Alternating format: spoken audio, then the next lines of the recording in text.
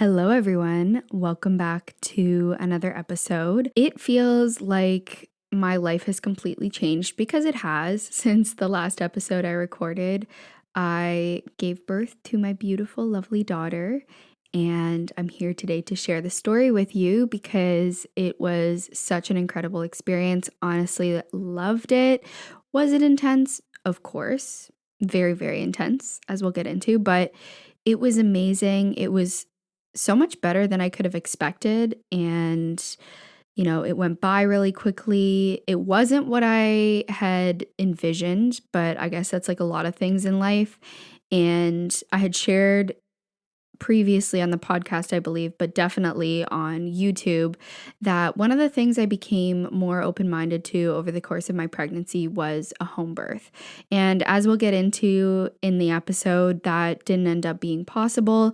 But one of the things I want to say right off the bat that I think really served me well in the whole birth experience as well as in pregnancy was to go into it with basically very not low expectations, but just like an open mind and kind of no expectations. I think it's really important for me to have a vision with anything in life of how I would like for things to go and just some values that I want to bring into the experience and, a certain type of energy I wanted to bring into the experience. But to have an expectation for it to go a certain way, I just was very aware from the beginning was not a realistic thing because birth can go so many different directions, and to just be open-minded to the direction that it might go, I think was going to be best for me, and to just be grateful for however my baby comes into the world and just know that's the right way for it to be. Now, you may hear a few baby noises. She's just off to the side sleeping right now.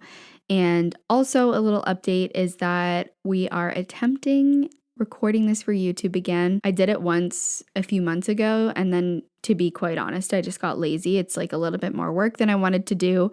But I feel like for this story, I wanted to share it on YouTube. And I also did share, snippets of it on TikTok. But of course, we'll be able to get in so much more detail. And honestly, I love hearing birth stories. One of the podcasts that I listened to a lot when I was pregnant, I think it's called The Birth Hour. And it's just hundreds and hundreds of birth stories, and that was like one of my favorite things to consume throughout pregnancy.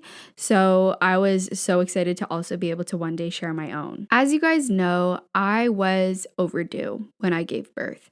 I was 41 weeks and 1 day. And to be honest, that really didn't faze me at all. I really tried not to pay attention to the due date much throughout the pregnancy as well as towards the end because I just felt like a lot of pressure, and it just didn't feel productive for me to be constantly thinking about that date. Of course, it's nice to have like a rough idea, but I was very aware throughout the pregnancy that it wasn't likely that I would go into labor on that exact day. And in fact, I knew that it was very common for first-time pregnancies to go overdue. So I really wasn't worried, but what I will say is the constant check-ins were a lot, and I know it always came from a good place, and people just wanted to check in with me, but I feel like constantly getting asked the question of like any baby yet, any update, it was just adding like extra pressure on me, and I started to just overthink, is there something wrong with me for the fact that I haven't gone into labor yet? And my gut feeling, the way I felt just physically, mentally, was that it was okay. There was no feeling I had that like I needed to go into labor immediately. I felt very comfortable in my body. I didn't feel like there was any glaring signs, and I was obviously having the testing done to make sure that she was okay, and everything was good. So I kind of discussed with my midwives that we would wait until we needed to make a plan for induction. And so at 41 weeks, I went in for a test. It was called the no stress test. And basically, they hook you up to a couple of monitors and just make sure that her heart is accelerating.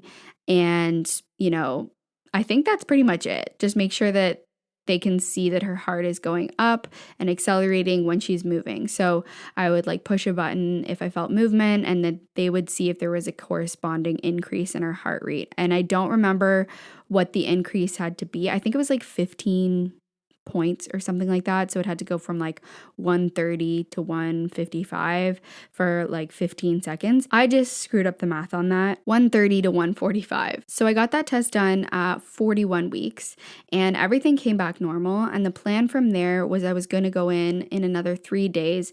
So 41 weeks and 3 days. And I was going to get that done again. And I think they were going to do an additional ultrasound to check the fluid in my like uterus, just to make sure that the placenta wasn't like decaying or dying or something. I didn't end up needing that, of course, because on the day of 41 weeks and 1 day, I went into labor. Now, something I really wanted at this point was to go into labor spontaneously, meaning I wanted my body to go into labor on its own, and I really didn't want to have to get induced. Again, going back to the open-mindedness thing, if that needed to happen, of course I would have been open to it. It's not like I would have just waited and waited and waited to the point of like putting myself or her at risk, but it wasn't ideal for me. So on 41 weeks and 1 day, for whatever reason, I woke up in the morning and I prayed. Like over and over and over again, I was saying, please let my body go into labor on its own. And I'm not a religious person, but something came over me and I just felt like I wanted to set that intention, send it out into the world. And I probably like laid in my bed for an hour that morning, just repeating that over and over again. Now, I also mentioned in my TikTok video about my labor experience that morning, so the morning of the 29th, I also was laying in this position, which if you're watching on YouTube, I'll add a photo of it. But basically, if you look up the Miles circuit, there's a couple of different positions that you can do, kind of like stretches and movements towards the end of your pregnancy to maybe move things forward or maybe even just open up like your pelvis and get yourself prepared for labor. So I was laying in one of those positions and I actually started to feel some very gentle contractions coming on. Now, up until this point, I had felt a lot of cramping, especially when I would go on walks, and a lot of pressure, but never a feeling of consistent contractions or tightenings. And so I was like kind of excited, but the thing with these contractions that I was having is if I would change positions, they would stop. And from what I read online, if that's the case, then they're not like actual labor contractions. They may just be Braxton Hicks. So I really didn't think anything of it, but in my head, it was like, okay, this is a good sign at least. And so I laid in that position for probably half an hour. And then I got up and started getting ready for the day. Now, again, throughout the pregnancy, but especially towards the end, I was walking a lot. And when I would go on these walks is when I would start to feel, again, that cramping, not necessarily contractions, but a lot of cramping. And it sort of just felt like things were moving when I was going on a walk. I always felt like sort of some progress was happening. And my midwife had also said this was good for helping moving the baby down and get them into position. So I was going on a lot of walks. And on that day, I went on a walk with my mom and sister and we decided to go to a cafe. Now, again, it wasn't unusual for me to experience that cramping when I would go on a walk, but it would almost always go away when the walk was over, when I sat down, when I laid down. So my sister, mom, and I get to the cafe, and something that was kind of unusual on this day was that I was still feeling that tightness and that pressure, and I was just generally very uncomfortable. And it wasn't contractions, it was just a lot of pressure in my pelvis area that wasn't really going away. So that was one thing that was kind of different about that day. We finished up at the cafe and then we started walking back home. And what's really funny and kind of cool is that when I parted ways from my mom, she actually took a video of me walking away from her because she had this feeling that that was going to be the last time I walked away from her pregnant. And I will also add that if you're watching the YouTube video as well, because I just think it's so cool that she had that like feeling. And so anyways, I get home and I had this desire to stay upright. For whatever reason, I was like, I go on these walks, I feel like there's something happening, and then I lay down and it goes away. So what if I just like keep moving, stay upright? I was doing some stretching and I took a shower. And then after my shower, I was going to blow dry my hair and my water broke. I felt sort of like a snapping sensation or like a popping sensation. And then obviously the water came out and it wasn't like a insane amount of water. It was just sort of like a splash. But the thing was, my midwife had said because I was overdue, there was a chance that she would have a bowel movement when she was still in me. And if that were the case, the water would not be clear. And so I pretty much immediately knew that that had happened. The water was a little bit green. So I immediately knew, that had happened. And that was the moment that I also knew a home birth wasn't going to happen. Honestly, I was totally fine with it. I was really actually just super excited that my water had broken and that I had gone into labor spontaneously. What I will say actually is that the water breaking didn't mean that I had gone into labor, because some people have their water break and then nothing happens for 24 hours. But in my case, I started like immediately experiencing contractions, and it started to get intense pretty quickly.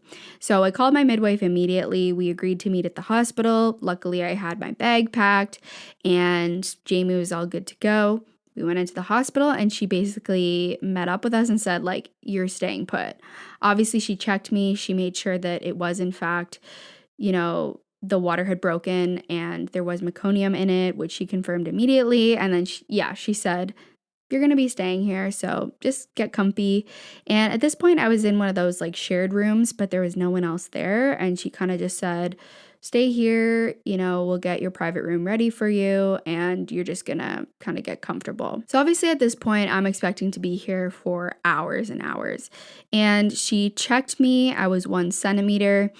But at this point, I'm like experiencing some pretty intense contractions. Like, it was painful. She had let me know that they were still very early labor contractions because I was hooked up to this monitor. For me personally, I was like, if this is early labor contractions, I don't even want to know what it's going to be like. And so there was this like meter where I don't know what it was, but it told you how strong. It gave you a number. So I had 2 meters attached to me. One was to detect the baby's heart rate and one was to detect my contractions. And the contractions were at about a 20 and she said that they would get up to 100. And I was just sitting there like, I don't know how I'm going to cope with this. I was so confident going into it that I was going to be just fine and that I was going to use my hypnobirthing techniques and that I was going to be so zen. Not really the case. I was very relaxed, like I wasn't necessarily anxious, but I was in a lot of pain and I was using the breathing techniques. I was unmedicated for about maybe 4 hours. And throughout that period, I was mentally quite calm, but physically I was, like I said, having a hard time. So the breathing did help. I also used a TENS machine during this time and I was making like low moaning sounds and that really helped. But what ended up happening was, a couple hours went by and I wasn't progressing much. And my feeling was, I don't know if I can maintain this calmness and also have enough energy to get through this if I haven't progressed very much and I'm going to be here for another, potentially like 24 hours. So let's say about 2 hours into it, an OB comes and checks me because, like I said, I was under the care of midwives, but if they needed to induce me, meaning if I wasn't progressing at all and the fact that there was meconium in my waters meant that they needed to kind of push things forward a little bit, I may have needed to get induced and I may have needed to be transferred to the OB. So about 2 hours into it, she comes and checks me, this OB, and she says that at this point I'm at 2 centimeters, meaning I was progressing. And she said I could stay under the care of my midwife, which was a huge relief because obviously you've been with your midwives your whole pregnancy. You know them, you're comfortable with them.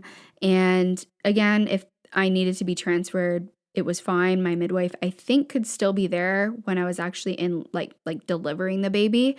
But I really just wanted to be with her the whole time. She was really comforting to me and I really, really liked my midwives. So luckily, again, the OB said, you can stay with her. If things really aren't moving forward in another couple of hours, then we'll talk about transferring and then we'll talk about the induction. So I continue to just try to keep myself calm, use my breathing techniques. I am not using any birth affirmations at this point. I'm not listening to music or meditations. I'm not even able to talk. Like, I literally was in a different dimension. I remember like Jamie trying to ask me if I wanted anything and trying to chat with me, and I couldn't even talk to him. I was just so in my own little world, and I just felt that it was very intense. Now, something to mention about the intensity of my contractions is that I've never experienced really period pains at all. I've never had a great deal of cramping, and I had an IUD for 5 years, so I didn't even really get a period. I didn't have a lot of pain when I got the IUD inserted or removed. So I guess I just never really experienced that intense level of cramping before, or that sensation in any way.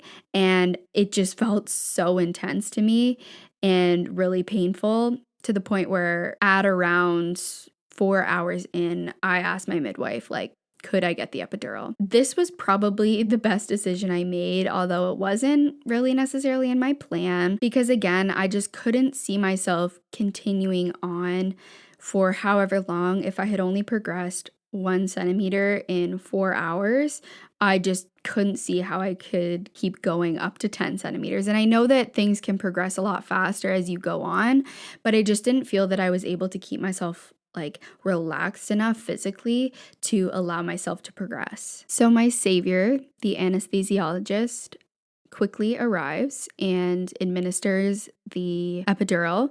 In terms of pain, I can't really remember, but I don't think that for me, the pain of getting like the needle, I know some people say it's the worst thing in the world. For me personally, I don't remember it being like super, super painful. And if it was very brief. I was just so excited to have some relief at that point that I feel like the pain of the epidural going in was really not that bad for me. And at that point, I had had so many needles and been checked so many times that it really wasn't, like I said, bad at all. It took about 20 minutes to fully kick in. I asked the anesthesiologist if I would still have sensation, because I had heard from a few people that sometimes the epidural was too intense. They couldn't even feel anything and they couldn't feel themselves pushing. And my anesthesiologist basically said, you'll still feel the pressure, but you won't feel the pain, which was pretty much exactly what I felt, at least for the contractions. And so once that kicked in, it was honestly like heaven. The relief was unparalleled. And I was able to talk again. I was able to relax completely. My body felt completely relaxed. I definitely could feel still a little bit of pressure, but it was like not painful at all. Like I said, at this point, I'm still 2 centimeters, and about half an hour after getting the epidural, my midwife checks me, and I had progressed another 2 centimeters. So I was at 4 centimeters, which was really encouraging and really promising. I truly didn't appreciate prior to experiencing labor just how much you want to hear that you've progressed and just how encouraging that feels. So to hear that was just like the icing on the cake, in addition to the relief I was feeling. I honestly felt great. I wasn't even sleepy or tired. It was about, I don't know, like 7 at this point, 7 p.m. So I was in great spirits. One thing that I actually forgot to mention is right before trying the epidural, or right before getting the epidural, I did try the gas. I think it's nitrous oxide. And I will just say that that did absolutely nothing for me except for made me vomit. I know some people say it really takes the edge off. I don't know if I like didn't inhale it properly, but it was like I didn't experience anything, any level of pain relief. Maybe it was like a distraction at best, but no pain relief for me. So anyways, going back to the epidural, my midwife checks me, I'm 4 centimeters, and I wanted my mom to be there for my labor, or my delivery, I guess. So I asked my midwife at this point, like, should I call my mom? And my midwife said, it's totally up to you. We will probably still be here for a while. So if you want to have her come, that's up to you, but you could just wait until you're closer. For whatever reason, I felt like I wanted to just call her and have her come in. And the nice thing is that if she would have been there for a while, she lives close by, so she could have just left and come back. So we call her. About half an hour later, she shows up. So at this point, it's around 7:30, and me, Jamie, and my mom are just hanging out, relaxing, chatting, and I start to feel a little bit of an increased pressure. And I asked Jamie and my mom to look at the contraction meter. I don't know what the name for it is, but basically the number that tells you how strong your contractions are.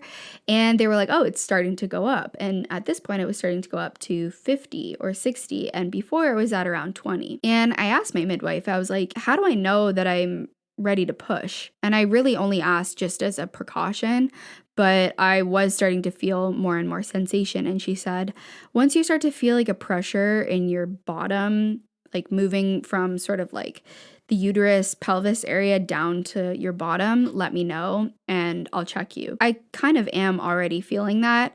So she checks me and I'm 9 centimeters. So I don't know the exact timeline, but it was somewhere between half an hour and an hour after that first check. So it goes epidural, half an hour later, I'm at 4 centimeters. And then around, let's say 45 minutes later, I'm at 9 centimeters. And I really don't think she was prepared for that at that point. Like I said, she thought we would be there for another long while. I also felt that, and I didn't really have any clue how long I would be there. I've never done this before. I have nothing to compare it to. Things ramped up very quickly. She called the second midwife.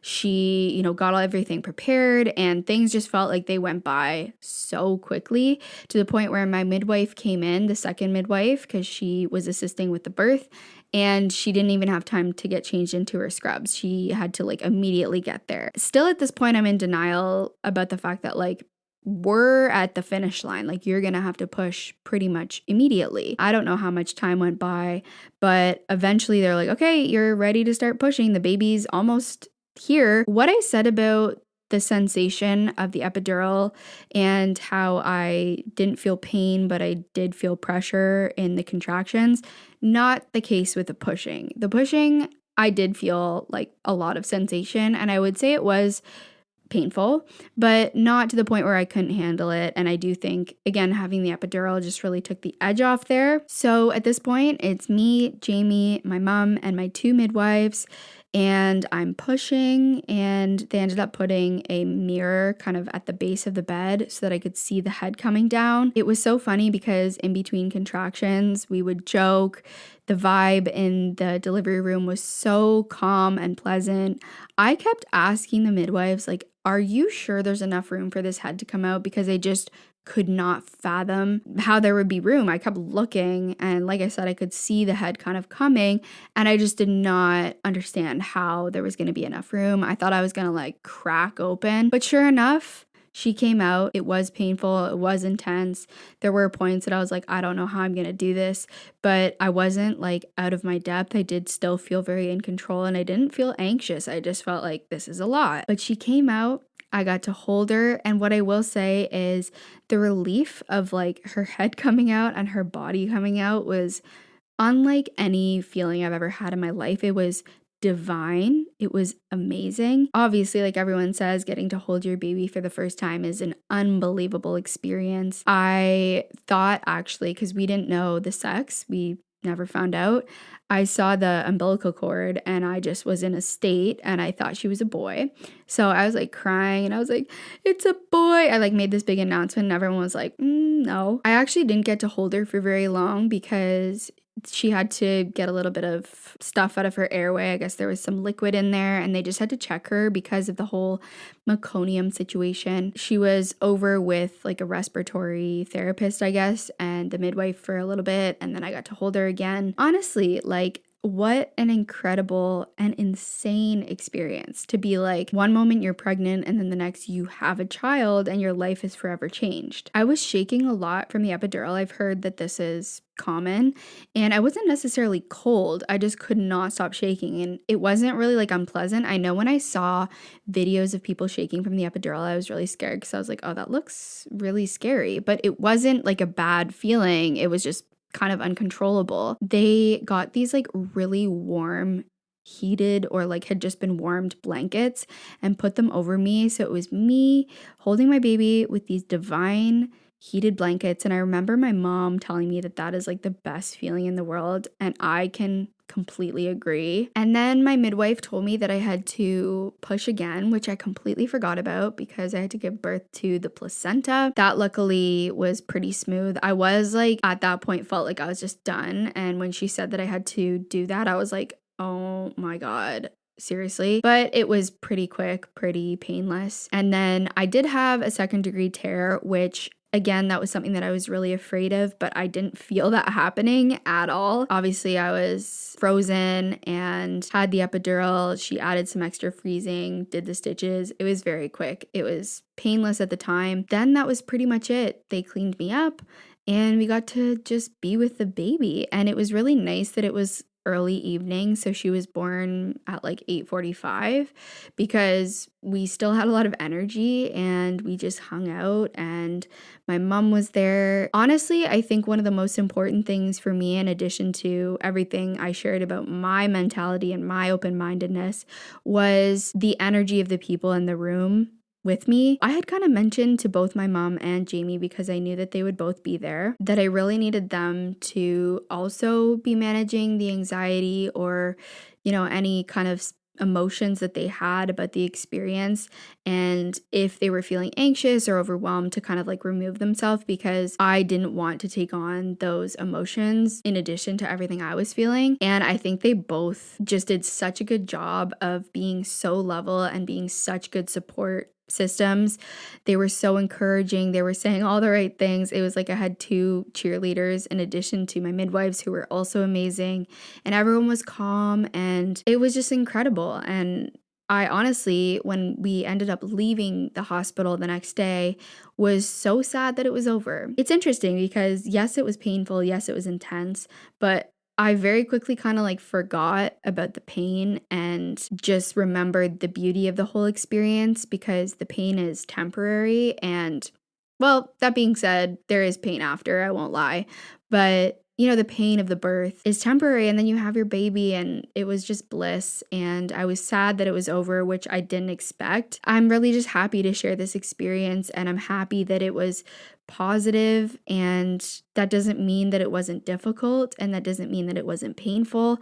I feel like when I was pregnant and going into childbirth, I wanted to hear from people that it was like pain-free and totally fine and like easy, and that wasn't my experience, but that doesn't mean that it wasn't positive. Also, the fact that it didn't go the way I thought it was going to go, the way I had visualized, that also doesn't mean that it wasn't positive. It was a beautiful experience, and whatever way that I needed to support myself, whether that was through the epidural or going to the hospital, is the right way. And I'm so grateful that I just listened to myself and listened to my body, because there was an element, I will say, just like a brief fleeting moment of like, I'm kind of taking the easy route by getting the epidural, but let me just tell you, that is not the easy route. It's still intense, and it's still a huge thing for your body to be going through. And I have no shame in having made that decision. And when I look back, I think it made the whole process go as fast as it did, because I don't know if I already mentioned this, but the whole thing start to end was 6 hours, like from when my water broke to when she came out. It was either 6 hours or like just over 6 hours. I want to talk a little bit more about everything that happened after the recovery. I've had a lot of questions about like my postpartum experience. I'll get into that a little bit more, but for this episode, I just wanted to share that if you're afraid of it like I was, there's a possibility that it will go a lot better than you expected. And even though I had visualized in my head that I would be at home, or that had been part of what I visualized, I never visualized it going that fast. I am looking forward to continuing to put out new episodes. Keep an eye on YouTube, because I'm going to try to have more of these, maybe not every episode. But yeah, let me know if you have any questions. Feel free to leave comments if you're on YouTube, or if you're on Spotify, you can use the Q&A feature. But that is my birth story. I hope you enjoyed, and I'll see you guys in the next episode.